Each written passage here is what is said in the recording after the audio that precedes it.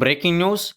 ఉద్యోగులకు పదవిరమణ వయస్సు పెంపు మరి ఏకంగా 60-63 ఏళ్లకు. మరి దీనికి సంబంధించిన వివరాలైతే చూసేద్దాం. దీనికి సంబంధించిన ప్రతి ఒక్క అప్డేట్స్ కోసం ఛానల్ని సబ్స్క్రైబ్ చేసుకుని లైక్ చేయండి. అయితే చూడొచ్చు, ఆంధ్రప్రదేశ్ ప్రభుత్వ ఉద్యోగులకు సంబంధించిన కీలక నిర్ణయాన్ని రాష్ట్ర కేబినెట్ ఆమోదించింది.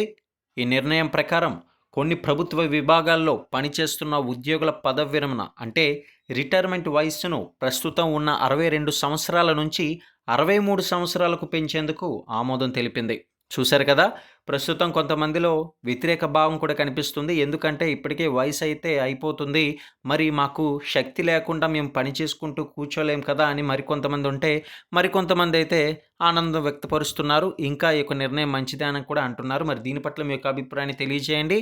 ఈ యొక్క నిర్ణయంతో ఉద్యోగులు మరో ఏడాది పాటు సేవలు కొనసాగించే అవకాశం అయితే పొందనున్నారు.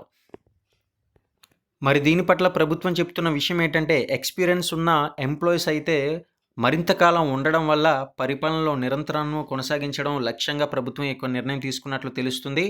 ఏదేమైనా సరే, మరి దీన్ని వెనుక ఇంకొక అర్థాలు కూడా ఉద్యోగులు అయితే తెలియజేస్తున్నారు. మరిన్ని అప్డేట్స్ కోసం ఫాలో అవ్వండి.